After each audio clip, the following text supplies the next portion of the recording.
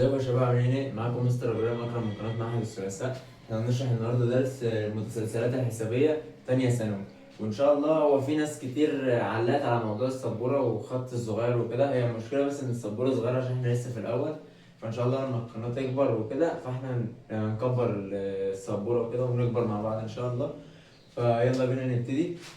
بيقول لك هي المتسلسلات الحسابيه هي المتسلسله الناتجه من عمليه جمع حدود متتابعات حسابيه، أي أن لدى متتابعات حسابية ألف وألف زائد د وألف زائد 2 د وألف زائد 3 د. حدها الأول ألف، يعني حدها الأول ده اللي هو بيبقى أول واحد في القوس، أول رقم في القوس اللي هو ألف هنا، فهو أنت هنا حدها الأول ألف.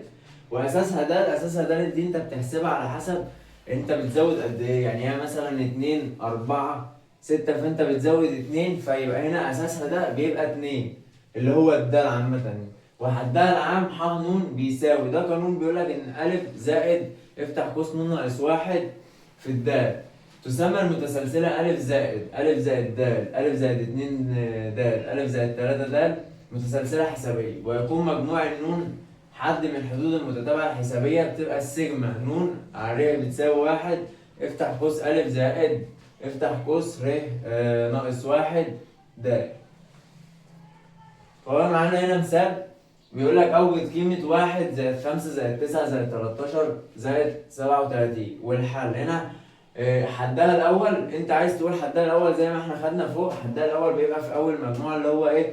الواحد، فالواحد ده هو الحد الأول. وأساسها 4، أساسها 4. تقول لي جبت الأربعة منين؟ أنت هتعمل إيه؟ أنت دلوقتي هتطرح مثلا الخمسة ناقص الواحد بأربعة، التسعة ناقص الخمسة بأربعة، والتلاتاشر ناقص التسعة بأربعة، فهو هنا كل مرة بيزود أربعة، كل مرة بيزود أربعة، فده أساسها أربعة.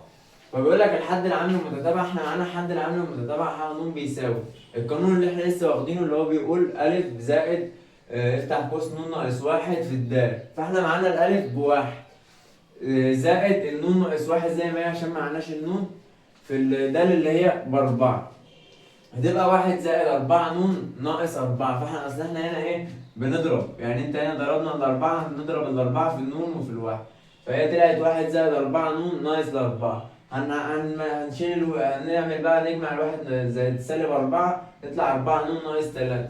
الح ن 37، احنا واخدين في الحلقات اللي فاتت ان الح ن هنا ب 37، احنا بنجيب الح ن اللي هو بيبقى اخر رقم في القوس، اخر رقم في القوس اللي هو اهو ال 37، فانت هنا تقدر تقول ان الح ن ب 37.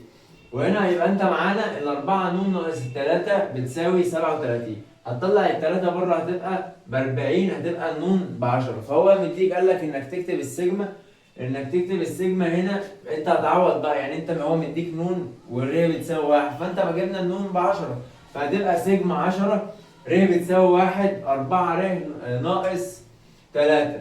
فاحنا متفقين من الحلقات اللي فاتت برضو ان انت في السيجما احنا نقدر نقسمهم، يعني هو لو مديك مثلا سيجما 4 ر ناقص 3 ممكن ندي ال 4 ر سيجما وتبقى ناقص سيجما 3، فاحنا بقى هنقسمهم هنا، هتبقى سيجما 4 ر 10 ر بتساوي 1 ناقص سيجما 3 10 ر بتساوي 1. فاحنا خدنا في الحلقات اللي فاتت برضو في الحصص اللي فاتت ان هنا الأربعة ر دي لو هو الر مضروبة في رقم نقدر نطلع الرقم ده بره السيجما، يعني هتبقى 4 سيجما ر.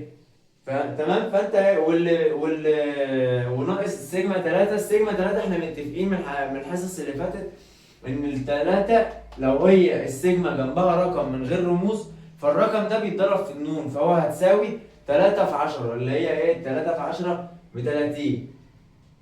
وهنا الأربعة هنطلع الأربعة بره، فاحنا واخدين قانون من الحصص اللي فاتت إن السيجما ر بتساوي ن في ن زائد واحد على الاتنين، فاحنا هنا هنعوض كده طلعنا الأربعة بره زي ما هي فهتبقى 4، وعوضنا بقى نعوض عن النون هتبقى 10 افتح قوس 10 زائد واحد اللي هي ب 11 على الاتنين. فانت ايه؟ هتقول لي طب احنا هنعمل دي الأول، فأقول لك طب ما انت ممكن تسهلها على نفسك لو انت مش معاك آلة حاسبة، هنضرب الأربعة على طول فهتبقى 440 على الاثنين هتطلع ب 220 ناقص ال 30 هتطلع ب 190.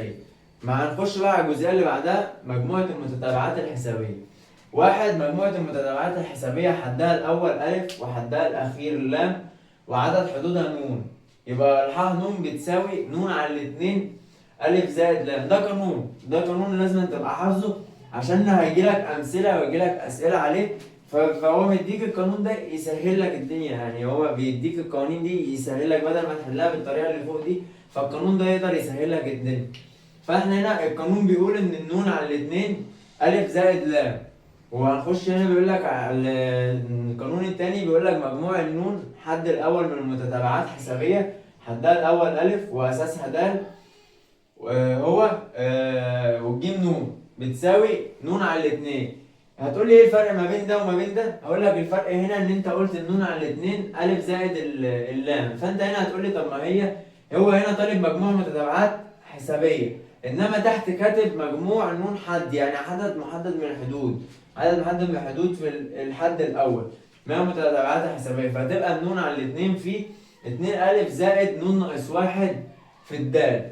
معانا مثال اهو بيقول لك اوجد مجموع حدود المتتابعه، فانت هتبقى اول ما تقرا مجموع حدود المتتابعه، فهو يبقى عايز ايه؟ عايز القانون الاولاني اللي هو النون على الاثنين الف زائد لام.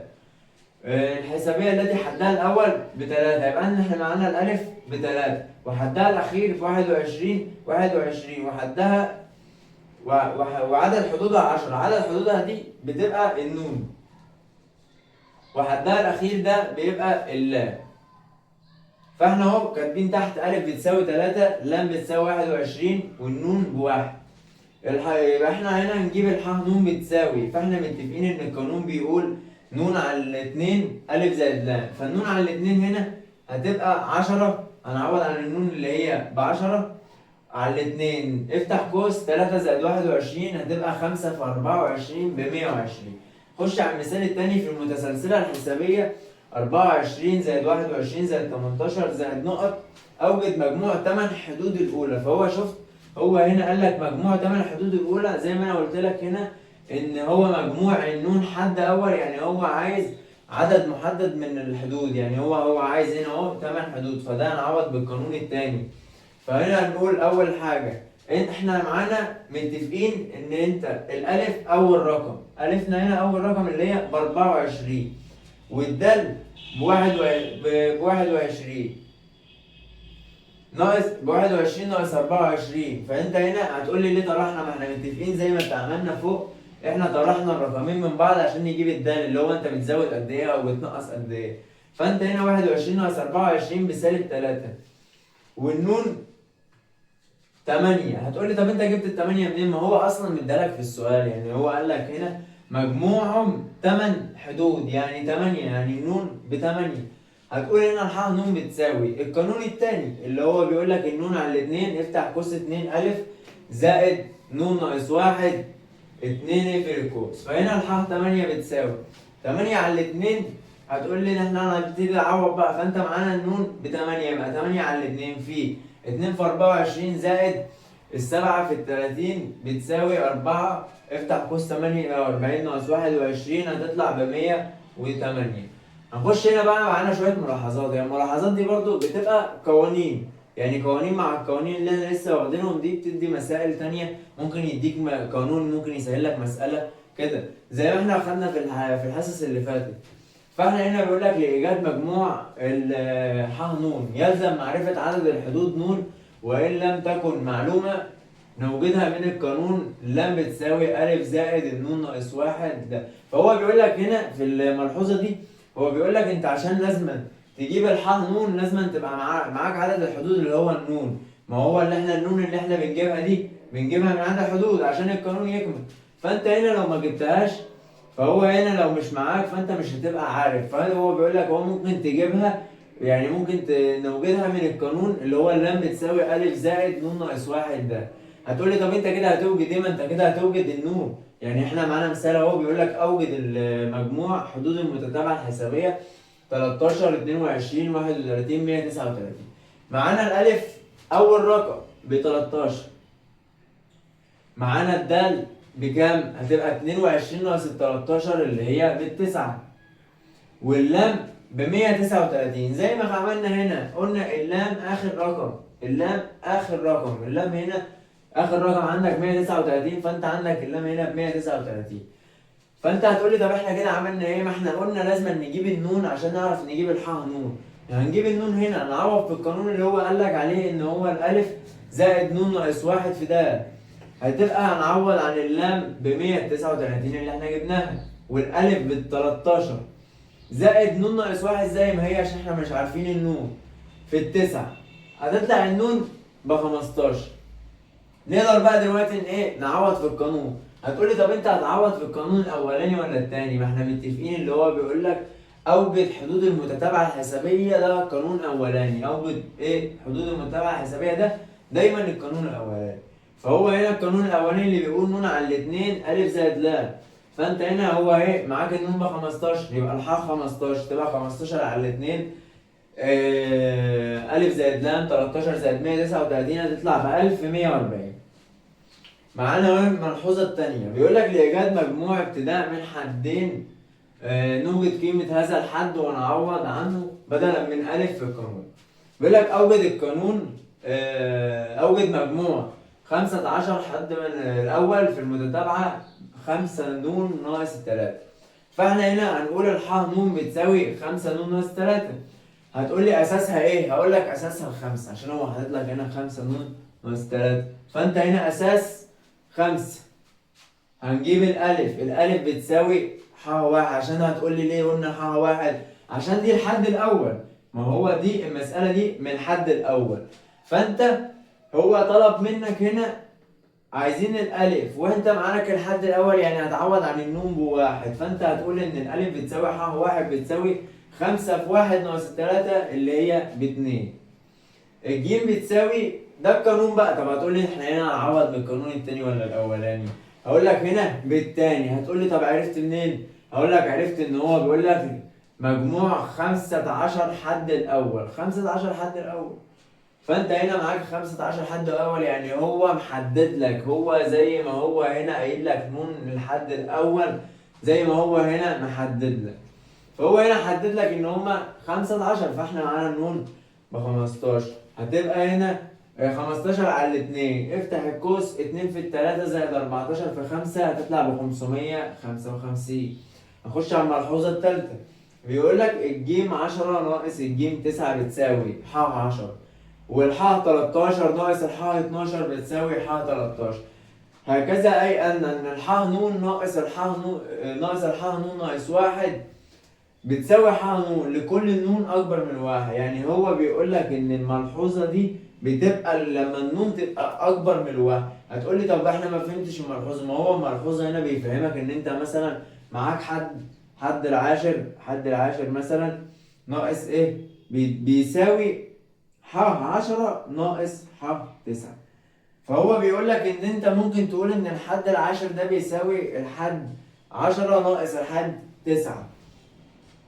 فاحنا هنا اهو، فانت هنا اهو مديك مثال هيقول لك ازاي تفهمه. فهو بيقول لك مثال اوجد مجموع 10 حدود من المتتابعه الحسابيه 3 7 11 الى ما لا نهايه ابتداء من الحد الثامن.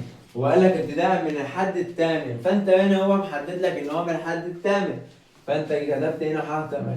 فاحنا واخدين في القانون ان الف زائد 7 ده. هتقولي طب انت ازاي قلت 7 وانت بره 8؟ ما احنا متفقين هنا ان هي بتساوي حاء اقل، يعني حاء 8 بتساوي حاء 8 ناقص حاء 7، فانت هنا حاء 7 اهي 7 فبتساوي 3 زائد 7 في 4 بتساوي 31. طب هتقول لي انت ايه ده انت جبت الاربعه دي منين؟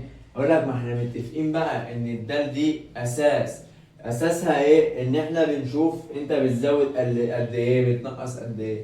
فانت هنا لو حسبتها هتقول 3 و7 زودنا 4 والسبعة وال11 زودنا 4، فهي يبقى انت هنا ايه بتزود اهو. انت كده بتزود تمام. فانت هنا كتبنا الاربعة. هتقول لي الاربعة اساس تمام بتساوي 31. فانت كده هنا جبت الحد الثامن. هو بيقول لك بقى ايه الحد العاشر بيساوي ابتداء من الحد الثامن. فهتبقى هتعملها ازاي؟ هتعوض في القانون النون 10 على الاثنين، افتح قوس 2 في الحد الثامن زائد 9 ده. هتقول لي طب الحد الثامن ده انا هجيبه منين؟ ما احنا لسه جايبينه. مش احنا لسه جايبين ان الحد الثامن ب 31؟ فانت هنا هتقول اهو، هتقول بقى 2 في 31 زائد التسعة في الأربعة هتطلع ب 490. هنخش على الملحوظة اللي بعدها اللي هي الرابعة، عدد حدود التي تجعل المجموع أكبر ما يمكن يساوي عدد حدود موجبة أو غير سالبة. هتقول لي طب احنا هنا يعني ايه معناها؟ هو بيقول لك ان انت عايز تجيب اكبر عدد من الحدود، يعني اكبر مجموع من الحدود يمكن. فاكيد انت مش هتقول لي ان هو بالسالب، يعني انت مش هتقول لي ان عدد الحدود دي بالسالب، هي لازم يعني تبقى، هو بيقول لك بالموجب او الغير سالبه.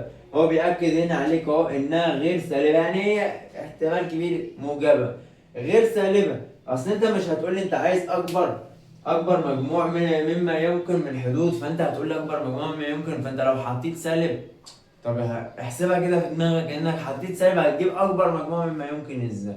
فهو بيقول لك يعني ان انت عشان تجيب اكبر مجموع مما يمكن لازم ايه؟ يبقى عدد الحدود موجبه او غير سالبه. احنا معانا المثال ده، بس هو المثال في ملحوظه رقم 7، يعني مثالين مره واحده.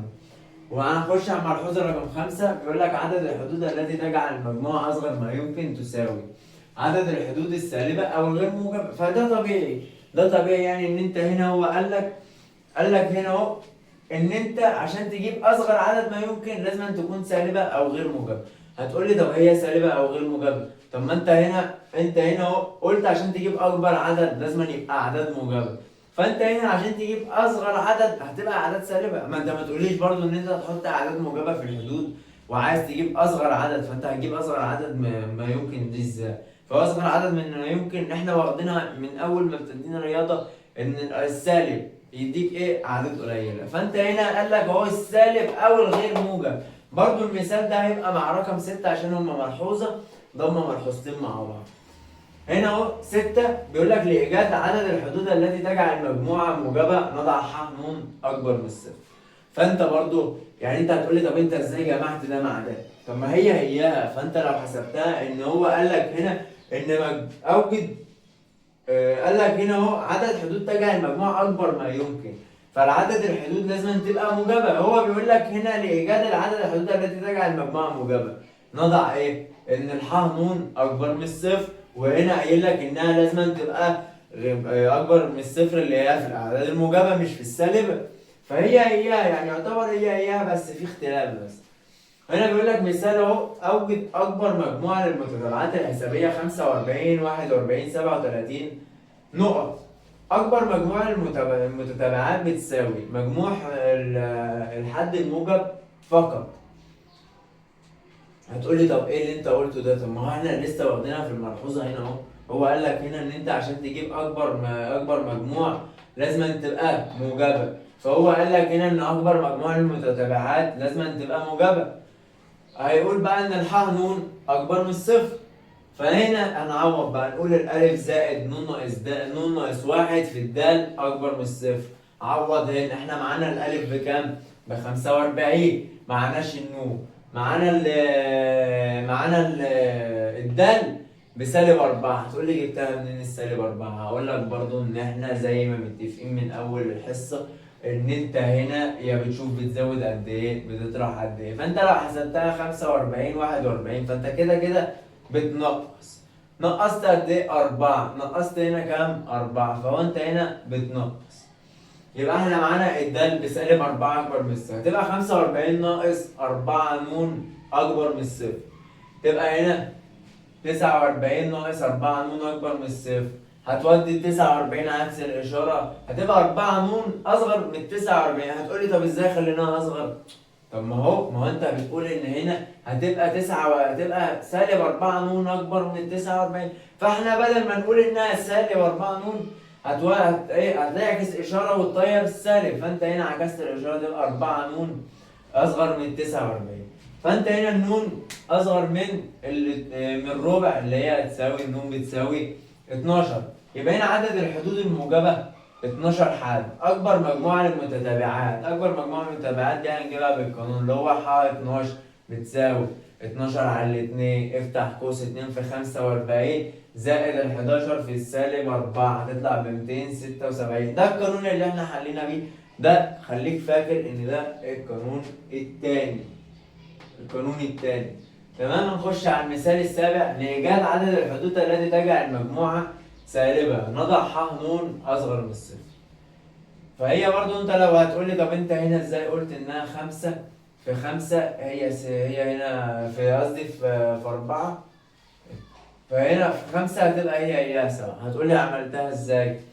فانت هنا ما هو بيقول لك ان الح ن اصغر من الصفر، فانت برضه عشان تجيب اصغر عدد ما يمكن قال لك لازم تبقى في السالب او الغير موجب، فانت اصغر من الصفر اللي دي ما هي السالب. فمعانا مثال اهو بيقول لك اوجد اصغر عدد من الحدود يمكن اخذه من المتتابعه الحسابيه 25 12 19 نقط ابتداء من الحد الاول ليكون مجموعه سالبه. بيقول لك هنا اهو الالف، احنا معانا الالف بكام؟ ما احنا متفقين ان الالف هنا اكبر رقم، اول رقم اللي هي ب 25. معانا الدال، احنا متفقين ان نجيب اساس ازاي؟ بنشوف بنزود بننقص. فانت بص بعينك، انت لو بصيتك بعينك هتقول ان احنا هنا بننقص، بس بننقص قد ايه؟ هتقول 25 بقت 22، فانت كده بتنقص 3 فتبقى سالب 3. لإيجاد أصغر عدد من الحدود ده يلزم أخذها ليكون المجموع سالب نضع الح ن أصغر من الصفر. فاحنا هنا هنعوض في القانون التاني برضو، فهو بيقول لك هنا ان النون على الاتنين افتح قوس 2 ألف زائد ن ناقص 1 في د أصغر من الصفر، فعوض.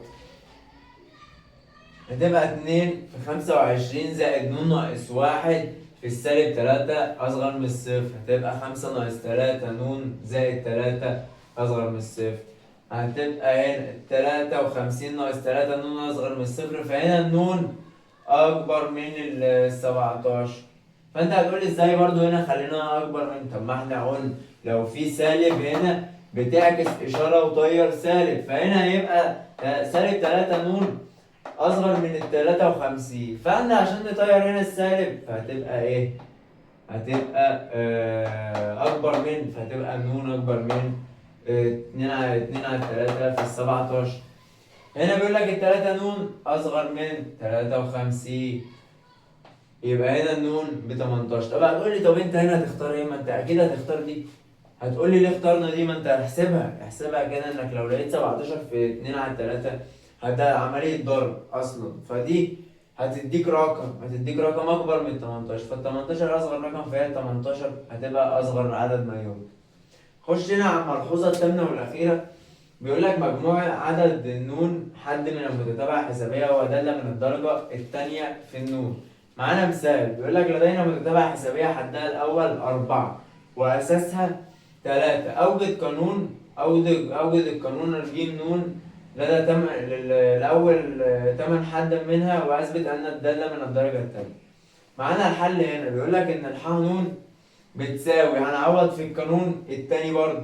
فانت لو لاحظت ان هما دول التلاتة دول مع الاتنين مع دي يعني 4 لحد 8 كلها استخدمنا القانون التاني. فانت هنا 8 اهو هنستخدم القانون التاني، هيبقى ن على الاتنين يفتح قوس 2 أ زائد ن ناقص 1 في الد.